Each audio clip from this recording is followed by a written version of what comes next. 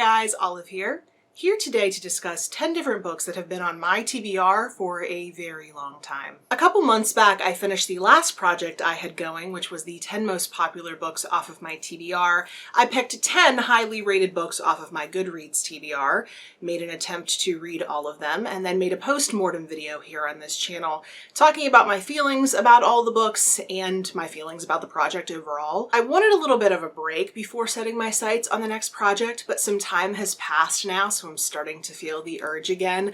I really like making these types of reading lists, taking on these types of projects. I feel like they give me a ton of focus and motivation. So this video marks the start of a brand new project for me, but instead of taking on popular books, this time I'm going to be challenging myself to read books that have been sitting on my TBR for actual years. To find books for this project, I combed through my Goodreads to read shelf looking for books that I marked as want to read back in 2013 when I first started using Goodreads, but still have not read yet. To make things even, I picked 5 works of fiction and 5 works of nonfiction that have all been on my TBR for just far too long. So let's take a look at what those books are. The first book is Cant Buy My Love, How Advertising Changes the Way We Think and Feel by Jean Kilbourne. I'm pretty sure I added this book to my TBR when I was in my most Mad Men obsessed phase. This book is all about the psychology that advertisers play off of to get both your attention and your money. I know one of my favorite nonfiction books, The Power of Habit by Charles Duhigg, touched on some of the things I'll probably read about in here,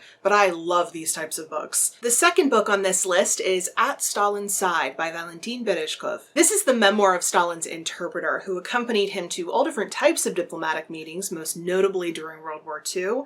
This book was actually a recommendation from a friend of mine who I went to Russia with. She herself was training to be an interpreter and spoke really highly about this book, and I've wanted to read it ever since. The third book I put on this list is The Crimson Petal and the White by Michelle Faber. I first became interested in this book when I heard about it on an episode of Gilmore Girls. Emily Gilmore, who is Lorelai's mother, Rory's grandmother, is describing the plot of this book because she's reading it for a book club.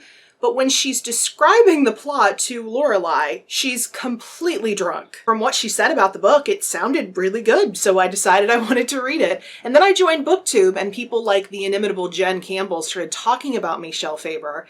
And it kind of took me aback. I was like, oh, you know about him too? I know this book is somewhat divisive, but I am really curious to see where I'm going to land in that debate. The next book is True Memoirs of Little Kay by Adrian Sharp. In my pre-BookTube days, I read the memoir of Russian ballerina Matilda Kshesinska, who had a relationship with Nicholas II before he married Empress Alexandra. She fled Russia during the revolution and went on to lead a life as a dancing instructor in Paris.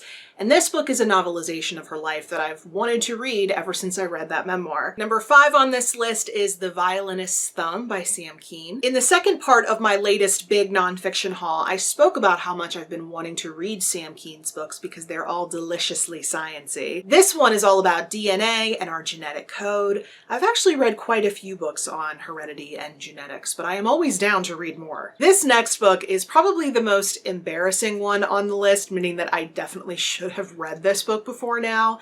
That book is called Time Warped by Claudia Hammond, and the reason why this is embarrassing is that I won this in a Goodreads giveaway back in 2013 and still haven't read it. This is a psychology book all about how our brains interpret the passing of time.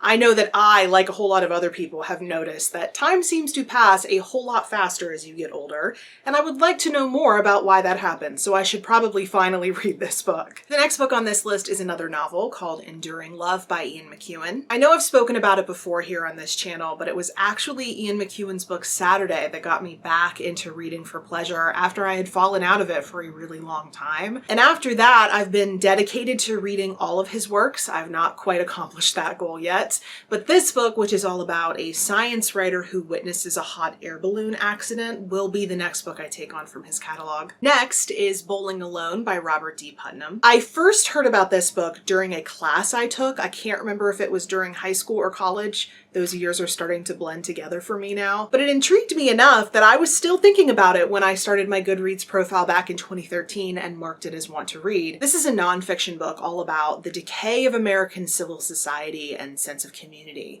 and what that has done to us as a nation. This is more relevant now than ever, and it's time I finally read this. The last two books on this list are novels. The first of those is Sashenka by Simon Sebag Montefiore. This is a historical thriller set in Russia right on the edge of 1917. A student at the Smolny Institute plays a role in a conspiracy. 20 years later, in Stalin's Russia, she faces new, potentially devastating challenges. This one obviously caught my attention due to my long-standing interest in Russia. I'm very curious to see how I'm going to like this one. And closing out this list is Ilias Grace by Margaret Atwood. I don't talk about this much, but there was a period in my life where I was kind of a professional sick person. I was really ill, and doctors just couldn't figure out what was wrong with me. It turns out it was my sneaky gallbladder, and my problems were more or less solved once they took the stupid thing out. But during that period of time, I was briefly hospitalized. And this was a book I had brought along with me to the hospital that I was going to attempt to read. This is a historical fiction novel all about a Canadian woman who was accused of murder. This one also now has a Netflix miniseries adaptation. I would really like to watch that adaptation, but I feel like I need to read the book first, not because I feel like I'm beholden to reading the book before I watch an adaptation, but because I feel like I'm holding on to a lot of negative associations with this book. That hospital visit was rather traumatic, and I've definitely come to associate this book with that period in my life in general. There's nothing this book did wrong, it just happened to be in the wrong place at the wrong time. So I would like to redefine this book in my mind for what it actually is, for the story that it actually is. So reading this book will be a freeing experience, I hope. So those are 10 books that have been sitting on my physical and or virtual shelves for far too long. But just like the 10 most popular books on my TBR video, I didn't make this list just to make it. I actually want to make an attempt to read these. At some point this year, I'm going to start to make my way through these books, and then once I have finished them all, hopefully by around this time next year, I'll make a video recap about it, and maybe, just maybe, all of these will be worth the wait. As always, I would love to hear from you if you've read any of these books, if you've heard about them, or if you'd now like to read them after hearing me talk about them. You can put that or any other comments or questions you may have down in the comment section below. But if you'd prefer to reach out to me somewhere other than YouTube, I am on a variety of different places on social media, and the links to all of my profiles are in the description box below. Thank you so much for watching. I hope you're having a wonderful day, and I will see you in the next video. Bye.